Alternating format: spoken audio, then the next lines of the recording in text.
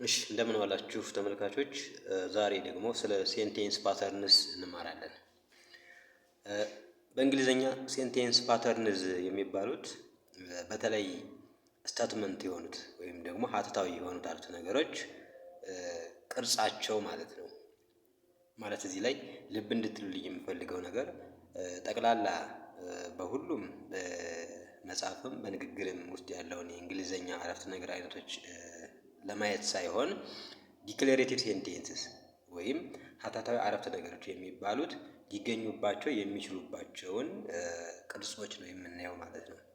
ስለዚህ ማንኛውም ዲክሌሬቲቭ ሴንቴንስ ወይም ስቴትመንት የሆነ ሀተታዊ የሆነ የእንግሊዘኛ አረፍተ ነገር ማለት ነው ከነዚህ ከሰባቱ ፓተርንስ ወይም ደግሞ ቅርጾች በአንዱ ነው የሚገኘው ማለት ነው። በደንብ አድርጋችሁ ተከታተሉ። እንግዲህ ትምህርቱን የበለጠ ለመረዳት ያው ከቪዲዮ በኋላ በራሳችሁ ጊዜ ኦንላይን ላይ ሰርች በማድረግ ሊሆን ይችላል፣ መጽሐፍትን ሪፈር በማድረግ ሊሆን ይችላል። እናንተም በመጻፍና በመናገር ልምምድ በማድረግ የበለጠ እውቀቱን ታሻሽሉ ትችላላችሁ። ስለዚህ እንያቸው እስቲ። የመጀመሪያው ሴንቴንስ ፓተርን ሰብጀክት ፕላስ ቨርብ ነው። እንግዲህ እየጠቆምኩ እንደማሳያችሁ ኤስ ፕላስ ቢ እዚህ ላይ ያው ፕላስ ምናምን ስንል ሂሳባዊውን መደመር መቀነስ ምናምን ለማንሳት ሳይሆን እና ለማለት ነው። ወይም ደግሞ ሰብጀክት እና ቨርብ ባለቤትና ማሰሪያ አንቀጽ የምንለው በአማርኛ ማለት ነው። ስለዚህ በዚህ መንገድ ሁለት ቃላትን ወይም ሁለት አገላለጾችን ብቻ በመጠቀም ሴንቴንስ ልንሰራ እንችላለን። ይኸው ምንድነው? ሰብጀክት እና ቨርብ ማለት ነው። ምሳሌዎች ተሰጥተዋል። ከስር ኤግዛምፕልስ እያልኩ እስከታች ድረስ ሰጥተዋቸዋል። እነሱንም አብራችሁ እዩዋቸው። ስለዚህ ለዚህ ለሰብጀክት ፕላስ ቨርብ ኤግዛምፕል አንደኛው ምንድነው? ዘ ስቱደንትስ ላፍት ነው። ዘ ስቱደንትስ ላፍት። አሁን እዚህ ላይ ሰብጀክቱ ምንድነው ማለት ነው? ዘ ስቱደንትስ የሚለው ነው ማለት ነው። ዘ ስቱደንትስ የሚለው ፕሉራል ሰብጀክት ወይም ደግሞ ድርብ ባለቤት እንደ ሰብጀክት ይቆጠራል። ስለዚህ የግድ ሰብጀክት ፕላስ ቨርብ ሁለት ስለሆኑ ብቻ እታች የምናያቸው ቃላትም ሁለት ብቻ መሆን አለባቸው ማለት አይደለም። አንዳንዴ እንደ ባለቤት ሊያገለግሉ የሚችሉ ሁለት እና ከሁለት በላይ የሆኑ ቃላት ሊኖሩ ይችላሉ። ይህን እየተጠነቀቃችሁ ስቱደንትስ ላፍት ሊሆን ይችላል፣ ዘ ስቱደንትስ ላፍት ልንል እንችላለን። ከዚህም ሌላ ሊሆን ይችላል። ለምሳሌ ዘ ስቱደንትስ ኢን ዘ ኔክስት ሩም ላፍት ልንልም እንችላለን እኮ። ዘ ስቱደንትስ ኢን ዘ ኔክስት ሩም ላፍት ብንል አሁንም ፎርሙ ሰብጀክት ፕላስ ቨርብ ነው። ለምን ካላችሁ ሰብጀክቱ ዘ ስቱደንትስ ኢን ዘ ኔክስት ሩም ቀጣይ ያለው ክፍል ውስጥ ያሉ ተማሪዎች የሚለው እንደ አንድ ሰብጀክት ስለሚቆጠር ማለት ነው። ስለዚህ የምናየው ምንድነው? ይሄ ኮንስቲትዩንት የሚባል ነገር አለ። በምን ስር ነው የሚጠቃለለው? ቃላት ቢበዙም ወደ አንድ ምድብ ይጠቃለላሉ። ወደፊት እናየዋለን። ስማዊ ሀረጎች፣ ግሳዊ ሀረጎች፣ ቅጽላዊ ሀረጎች፣ ተውሳከ ግሳዊ ሀረጎች፣ መስተዋድዳዊ ሀረጎች እያለ ወደፊት እናየዋለን። ለማንኛውም ሰብጀክት ፕላስ ቨርብ ምሳሌ ዘ ስቱደንትስ ላፍት የሚለው ይሆናል ማለት ነው። ስለዚህ ዘ ስቱደንትስ ሰብጀክት ነው፣ ላፍት ደግሞ ቨርብ ነው ማለት ነው። ሁለተኛው የዚያው ምሳሌ ሂራን ነው። በዚሁ መሰረት ሂ የሚለው ሰብጀክት ነው ማለት ነው። ራን የሚለው ደግሞ ቨርብ ነው ማለት ነው። ሲቀርብ ላድርግላችሁ ትንሽ። ሌላ ሁለተኛው ሴንቴንስ ፓተርን ሰብጀክት ቨርብ ኦብጀክት ነው። እንግዲህ የመጀመሪያው አይተናል ያው እንዳለ ሆኖ፣ ሁለተኛ ደግሞ አረፍተ ነገርን በምን መንገድ ልንገልጽ እንችላለን ማለት ነው። ሰብጀክት ከዛ ቨርብ ከዛ ኦብጀክት አድርገን ልንገልጽ እንችላለን ማለት ነው። በሰብጀክት ውስጥ ያሉት ቁጥሮች አንድ ነው ሁለት ነው ብዛቱ፣ በቨርብ ውስጥ ያሉት አንድ ነው ሁለት ነው፣ በኦብጀክት ውስጥ ያለው አንድ ነው ሁለት ነው የሚለው መጀመሪያ እንደተናገርኩት አንዳንድ ሊሆን ይችላል፣ ሁለት ሊሆን ይችላል፣ ከዛ በላይ ሊሆን ይችላል እንደ አስፈላጊነቱ። ግን ስንትም ሆነ ስንት ምድቡ ወይም አገልግሎቱ እንደ አንድ ቃል እንደ አንድ ኮንስቲትዩንት የሰብጀክት አገልግሎት ያለው የቨርብ አካል የኦብጀክት አካል ብለን ነው የምናጠቃልለው ማለት ነው። ምሳሌዎችን እንይ። ሰብጀክት ቨርብ ኦብጀክት ለሚለው ፓተርን ምሳሌ አንደኛው ዘ ፋርመር ግሮውዝ ቴፍ። ዘ ፋርመር የሚለው ሰብጀክት ነው ማለት ነው። ግሮውዝ የሚለው ቨርብ ነው። ቴፍ ደግሞ ኦብጀክት ነው ማለት ነው። ሁለተኛ ምሳሌ ሽ ሰብጀክት ነው። ሮት ቨርብ ነው። ዘ ሌተር ኦብጀክት ነው። በዚህ መንገድ ሌሎች ሴንቴንሶችን በመስራት መለማመድ እንችላለን። ሶስተኛው ሰብጀክት ቨርብ ኮምፕሊመንት የምንለው ነው። እዚህ ላይ ሲ ኮምፕሊመንት ለማለት ነው። በአማርኛ መሙያ ማለት ነው። የአማርኛ መምህራን የበለጠ እዚህ ላይ ገለጻ ልታደርጉ ወይም ልትጨምሩ ትችላላችሁ። ለዚህ ምሳሌ የሚሆኑት የመጀመሪያው ዩ ሉክ ሳድ ነው። እንግዲህ የመጀመሪያው ቃል በአብዛኛው ምንድነው ሊሆን የሚችለው? ሰብጀክት ነው። ስለዚህ ዩ ሰብጀክት ነው ማለት ነው። ሉክ ቨርብ ነው። ሳድ ደግሞ ኮምፕሊመንት ነው። ዩ ሉክ ሳድ። ሁለተኛው ምሳሌም አይ አም ሃፒ። በተመሳሳይ አይ ሰብጀክት ነው፣ አም ቨርብ ነው፣ ሃፒ ደግሞ ኮምፕሊመንት ነው ማለት ነው። እዚህ ላይ የምንረዳው ነገር ምንድን ነው? ከቨርብ በኋላ ያሉት ቃላት መሙያ ናቸው። የአረፍተ ነገሩ ምንነት የሚገልጹ ስለሆኑ መሙያ ይባላሉ። ለምሳሌ አይ አም ብዬ ዝም ብል ዋት አይ አም ዋት ምንድን ነኝ? ምንነቴን አልገለጽኩም።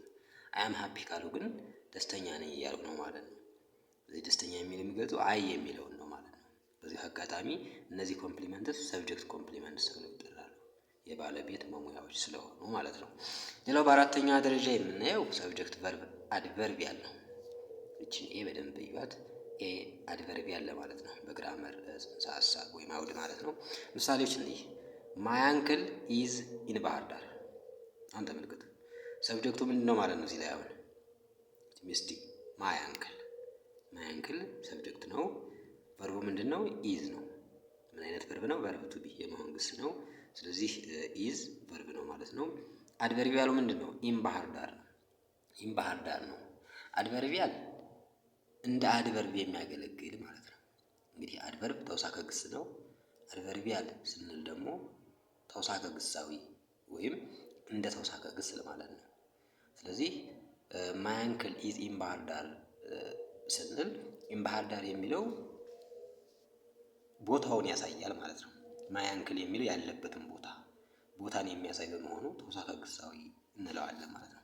ሁለተኛውን እንየው። ዘ ካት ኢዝ ኦን ዘ ሶፋ። ዘ ካት ሰብጀክት ነው ማለት ነው። ኢዝ ቨርብ፣ ኦን ዘ ሶፋ የሚለው ደግሞ አድቨርቢያል ነው ማለት ነው።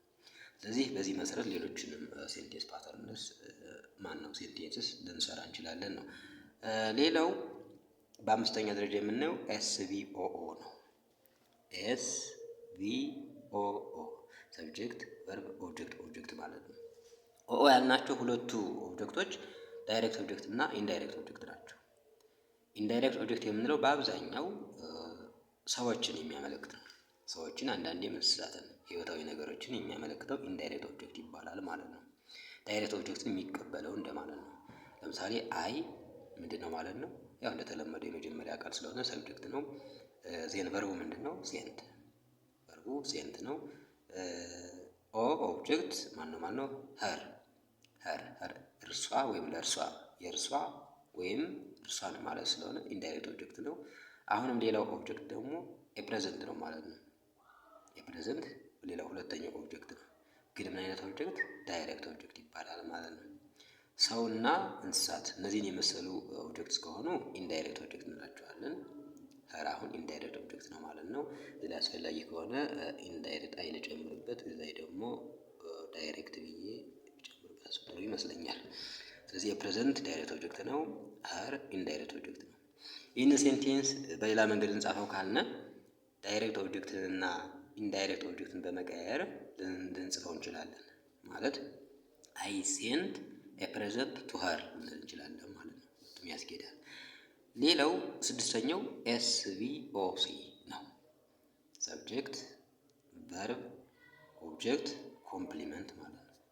ኤግዛምፕልስ አሉ እንያቸው። ዊ ኢሌክትድ ሂም ፕሬዚደንት። ስለዚህ ዊ ምንድን ነው ማለት ነው? ሰብጀክት ነው። ኢሌክትድ ቨርብ ነው፣ ፓስት የሆነ ቨርብ ማለት ነው።